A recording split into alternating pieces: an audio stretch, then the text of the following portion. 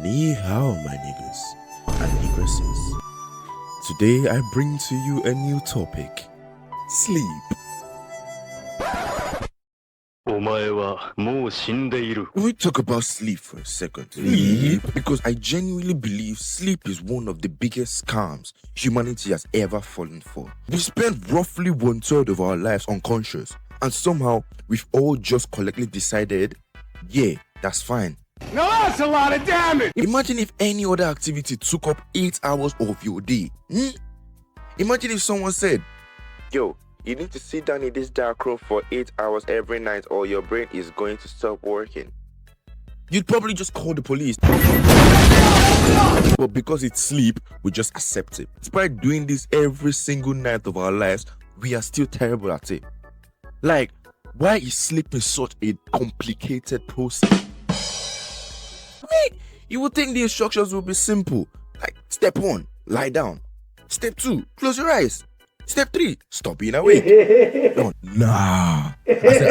Nah. Your body has apparently decided that sleeping requires a full military operation. What the hell? First, you have to get comfortable. This is already impossible because the bed is either too hot or too cold. There is no middle ground at all. Hey yo, what the fuck? You get in bed, it's freezing, so you have to wrap yourself in a blanket like a human burrito. 5 minutes later, you're sweating like you just finished running a full-on marathon. So now you have to take off the blanket, and immediately you're freezing again. So you have to put it back on, and this process keeps going on and on and on and on and on and on. Oh my god! Like, bro, I am not a thermostat. Then there's the pillow. Why does the pillow suddenly become your worst enemy at night? Oh, come on, man. Like, during the day, oh my god, you can sit on a wooden chair for 6 hours and somehow you survive. But at night, your pillow suddenly decides, sorry, I am 0.000000001 centimeter too high. Oh shit, here we go again. And now you have to flip it. You flip the pillow, still uncomfortable. You rotate the pillow, still uncomfortable. You fold it in half, still uncomfortable. And now your neck is at a 45-degree angle and you look like you're trying to receive a radio signal from space. Eventually, you just throw the pillow across the room and then you're something to feet. Yeah, Whoa, you have nothing to do. Don't pull out the 9. Then your body says, hey. And then you're like, what? I need water. No, you don't. I have been in bed for 14 seconds. You had the whole day. The whole day. You could have asked for water then. You could have asked for water when I was brushing my teeth. You could have asked for water while I was standing next to the kitchen sink. But no, you waited until I was comfortable in bed. So now I have to get out of bed. And once you leave the bed, the magic is gone. Fuck! The bed is no longer warm. The blanket is no longer positioned correctly. The pillow has forgotten everything you went through together. So now you go downstairs, get the water, come back upstairs, get into bed, and then your bladder says, you know what, yeah? Since we're already up, let's just go to the bathroom. Bro! I am going to throw myself out of the window. I believe I can. You had the entire evening. You watched me drink water. You watched me go to bed. You watched me walk upstairs. And now you decide this is an emergency. So you go to the toilet. Come back, go into bed. And then you realize, oh, my phone is 3%. So now you have to make the decision. Do you get out of bed and get the charger? Do you gamble your entire morning on your battery surviving the night? And for some reason, I always choose the second option. I will literally look at my phone and think, 3%, that's not enough. Enough for what? A NASA lunch? Huh? The line at Starbucks? I don't even... Oh my god! Oh my god! And you wake up 6 hours later, phone is dead. Your alarm didn't go off, now you're late. Now that's a lot of damage! My entire morning, you know what? Ruined. And then I still have the audacity to look at the phone and say, why did you die? And you had literally 3% in you. Why did you just survive the whole night? You didn't need to die. Still though, even if you end up solving all these problems, sleeping isn't still easy. During the day, your brain is completely useless. You could be trying to remember the most important piece of information you had in an exam. Your brain, nah, sorry, I don't have that. But then the second you put your head on your pillow, boom, you remember every single thing you've done for the last 7 years. Stop the cap.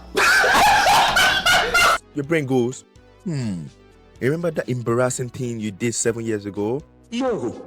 Would you like to analyze it in detail? No. Let's replay the entire conversation. Please stop. Suddenly, I'm lying in bed thinking about the conversation I had in year 8. Mind you, I just finished college. Year 8. Someone said, "Happy birthday." I replied, "You too." This was 7 years ago. Oh, God. Why are you still talking about this? Nobody else remembers. Trust me, at this time, the person who said happy birthday probably went home and forgot about this within 4 seconds. But my brain, archived it, categorized it. In fact, he backed it up to the clouds. And now, at 2:47 in the morning, my brain has decided this is the perfect time to revisit this evidence. And it's not just embarrassing memories anymore. My brain will randomly ask questions like, "Do you think you're living up to your potential?" Bro, I am trying to sleep. This is not the time for some personal development seminar. At 2 p.m., I don't want to improve myself. But at 2 a.m., I definitely don't want to improve myself as well. I want to be unconscious. Then there's the worst part. The moment you finally fall asleep. A few moments later. Your alarm goes off. And the alarm doesn't even sound like an alarm anymore. It sounds like a full-on personal attack. You wake up completely confused. You don't know where you are. You don't know what year it is. You look at the alarm and it says 7 a.m. Fuck you! And your first thought is, absolutely not. You press the snooze button, then 5 minutes later, beep, beep, beep, beep, beep. You snooze again. Now you've entered the dangerous game. Because every time you press snooze, you're telling yourself, I can't afford another 5 minutes. You have been late to school, work, or even whatever you're supposed to be doing for the last 45 minutes. Say what? At this point, your alarm is no longer waking you up. It's negotiating with you. Please get up. No. Please. 5 more minutes. Fine. And then suddenly you're awake at 8:43. And you have to be somewhere at 9. Now you're getting dressed at the speed of an Olympic athlete. You're the Flash.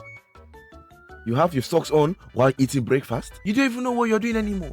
Sock on your head, earrings on your leg, boot on your teeth. Like, at this point, you're just confused.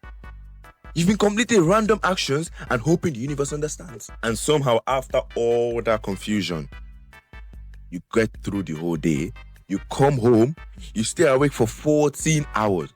You feel exhausted. You say, what? Tonight, I'm going to go to bed early. And then 11 p.m. arrives. And you're like, that's one video. Maybe one video. One video won't hurt. And then 5 more. And then suddenly, it's 2 a.m. again. You're watching a video titled, "A man builds a house in the middle of the forest using a spoon." Why am I here? I have school tomorrow. I have responsibilities. For future. And yet, I'm sitting here watching a man dig a hole with a spoon. And then you have time. No, you do not. You look at the time. It's 2:58 a.m. And you say, okay, you know what? I have to sleep now. But then you don't. Because now you have to go through the entire process you did yesterday. Find a comfortable position. Fix the pillow. Get water. Go to the toilet. Charge your phone. Turn the light off. Remember every embarrassing moment you've experienced. Question your entire future. And finally, you fall asleep. Only to wake up 5 minutes later again. Honestly, sleep is not even sleep anymore. It's just a full-on daily boss battle. And the worst part, we voluntarily do this every night. No one is forcing us. We just look at the clock and say, yep, time to enter the darkness. So if you see me tomorrow looking exhausted, don't ask me what happened. I know exactly what happened. I went to bed and somehow sleeping was the most complicated thing I did all day. I did it anyway. Anyways, I'm going to bed now.